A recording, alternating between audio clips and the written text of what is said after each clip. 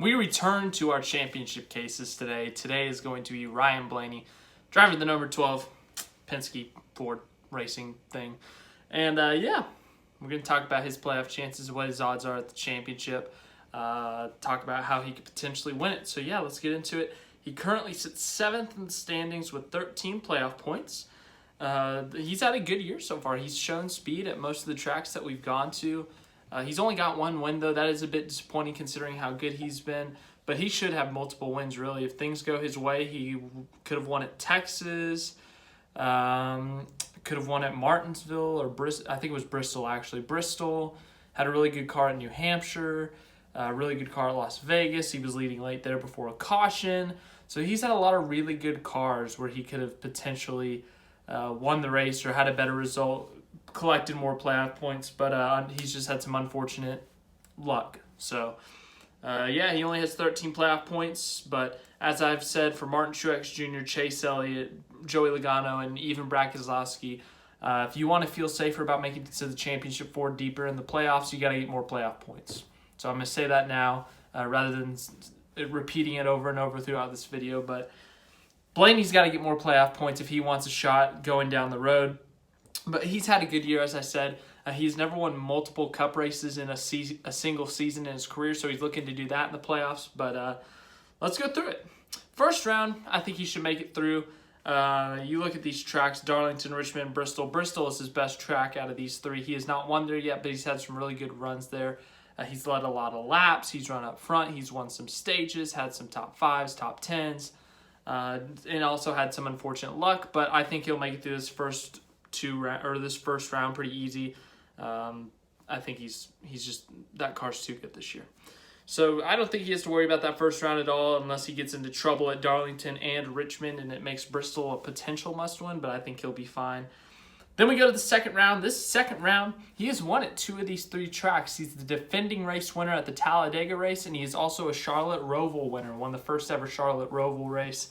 And then you look at Las Vegas, as I said, he's had a lot of speed at some of these 1.5-mile tracks. He dominated Texas before finishing 7th or something.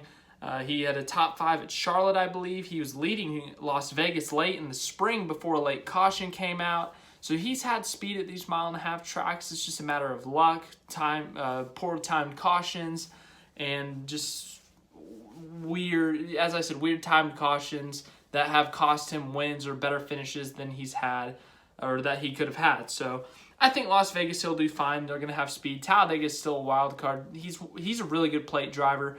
I think he got top 10 this past weekend. But then also he's won the last 2 Talladega races. He got a runner-up in Daytona 500. So he's a good plate driver, but he could still be involved in a wreck. It's still Talladega, so I'm not going to say he's going to do good here because you never know. He might get involved in a wreck. So Talladega's still a wild card, and then the Roval's also still a wild card.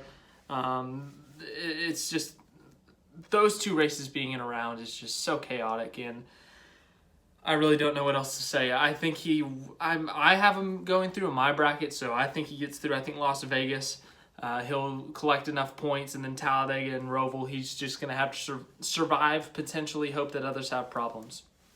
Going to this round of 8, I actually really like this round of 8 for Ryan Blaney.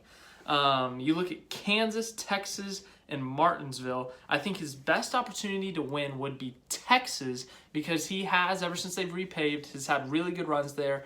2017 swept the stages, led a bunch of laps. This summer he swept the stages, led a bunch of laps. So he's had really good runs at Texas before. So I think that's his best opportunity to win if he makes it to the round of 8 to make it to the championship 4.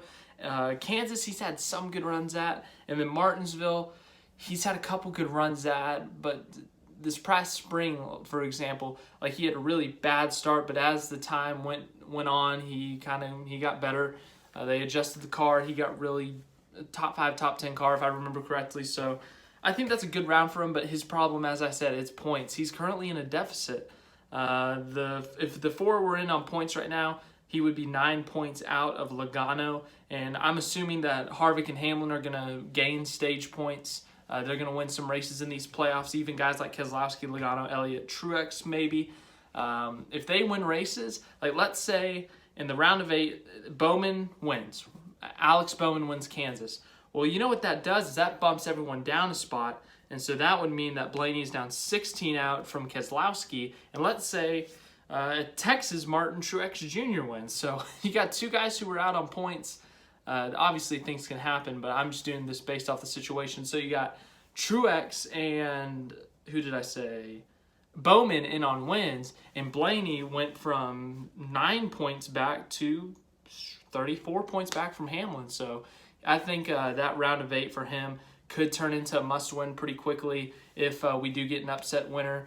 So I think he's got to look to win in this round to make it to the championship 4, and I think Texas is his best opportunity. So let's say he does win a race at Texas, makes it to the championship 4 at Phoenix.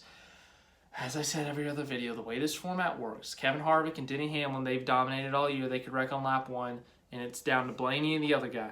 But realistically, I think if they do get there, Penske, they bring fast cars, and if Blaney's the only one there, they're going to invest a little bit more into Blaney, and obviously Logano's got some good experience at Phoenix winning this spring. So Penske won this spring, and then also Logano's won a couple other races at Phoenix, so he could pass some knowledge on to Blaney. He could help Blaney with the track. Blaney has had a couple of good runs there. He's got a pole, I think, a couple top 5s, laps led, so it's not like he's terrible at Phoenix. I think he's pretty good at Phoenix, so if they bring the right car, if he can get some help from his teammates at the track, if his teammates aren't in the championship 4, I think he's got a really good opportunity to win this championship if he were to get there. But obviously this format's weird. If he were to get there and he were to have a really good car, he could blow a tire with 2 to go, finish 4th in the standings. So this format's weird, I know. But yeah, that's my case. So in conclusion, first round he'll be fine. Second round's got a couple wild cards, but he's won at both those wild cards, and he's also good at the third track. And then for the round of 8, I'm thinking it's going to be a must-win, and I think Texas is his best opportunity. And then the championship 4, anything can happen, and he could potentially get that win. But yeah, thank you again for watching. I believe tomorrow is Alex Bowman, and then after that is William Byron, and then Austin Dillon, Cole Custer, and then the guys who have yet to win this year.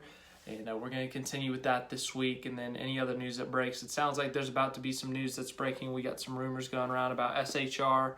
So yeah, that'll be fun.